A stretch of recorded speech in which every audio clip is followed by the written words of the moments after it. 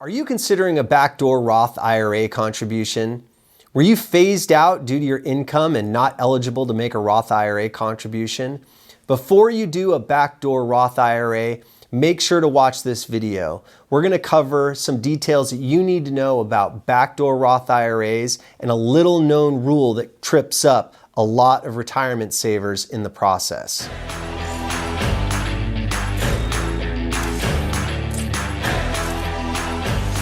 All right, before we dive in, make sure to hit the subscribe button. I want to make sure that you don't miss any of my videos on personal finance and retirement investing.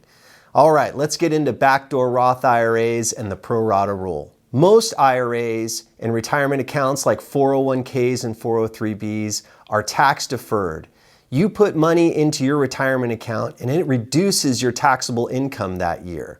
But later in retirement, when you make withdrawals on those funds, it's likely you're going to be taxed on whatever you pull out of those accounts. That's where Roth IRAs come in. Roth IRAs allow you to save money in a retirement account, and while you don't get the upfront tax deduction, you do get to withdraw funds in retirement tax-free.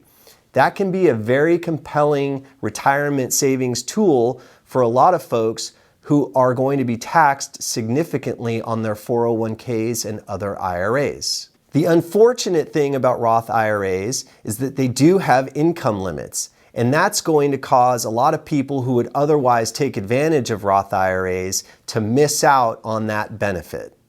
It's important to note that in general, it's a good problem to be phased out of being able to contribute to a Roth IRA. However, there are alternatives and ways that you can get money into a Roth IRA even though you are phased out of the ability to make contributions. In 2019, if you're married and filing jointly, the phase-out range for being able to make contributions to a Roth IRA begin at $193,000 and end at $203,000. For those filing their taxes as single, the phase-out range is $122,000, ending at $137,000. If your income goes beyond the phase-out range for Roth IRAs, you're not able to make contributions. However, there is a way that you can do it, and there's a little bit of a roundabout way, and it's known as a backdoor Roth IRA. All right, let's take a detailed look at the Roth IRA pro rata rule. This is a very important rule, and you don't want to overlook this if you're planning to do a backdoor Roth IRA. Now let's review. You have anticipated or want to take advantage of being able to fund a Roth IRA with a $6,000 contribution. You then discover that you're not eligible to make that Roth IRA contribution because your income is beyond the IRS phase-out range for Roth contributions. You then decide, well, I'm going to do a backdoor Roth IRA. I'm going to fund a non-deductible traditional IRA with $6,000. Then you plan to convert that traditional non-deductible IRA into a Roth IRA. The pro rata rule requires that you take a look at any other traditional IRAs that you have. Let's say in your scenario, you had done a 401k rollover a few years ago, and you moved money from a 401k into a traditional rollover IRA, and all that money is pre-tax. The pro rata rule requires that you add up all of your traditional IRA, your pre-tax IRA money, so that you can figure out what portion of your Roth IRA conversion is going to be taxable. You guessed it.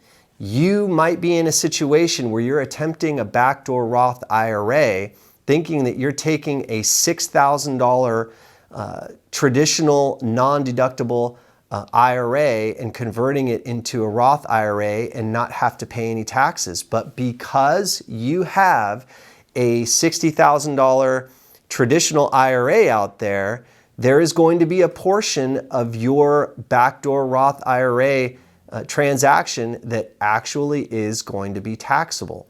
All right, let's get a little bit more specific on how to work through this IRS pro rata rule for Roth IRA conversions. You've got the $60,000 traditional IRA out there. You've got a $6,000 non-deductible IRA that you're looking to convert. Okay, you need to figure out a percentage.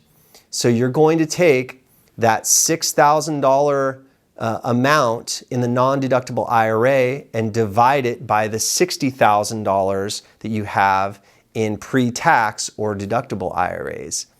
That means that 10% of the transaction is going to be tax-free. Let's look at it the other way. It also means that 90% of the $6,000 that you're going to convert from that non-deductible IRA into a Roth IRA is now taxable.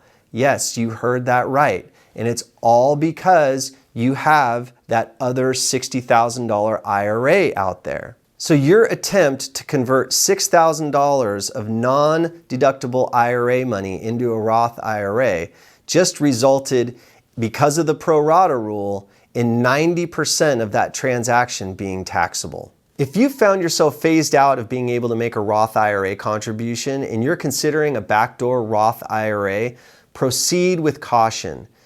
The IRS pro rata rule with these transactions can really trip you up if you're not careful. You don't want to go from the frying pan into the fire. So if you're considering a backdoor Roth IRA, proceed with caution and make sure to consider the IRS pro rata rule. If you found this video helpful, please make sure to hit the like button, and most importantly, please be sure to subscribe. Your support to this channel really helps. Thanks for watching.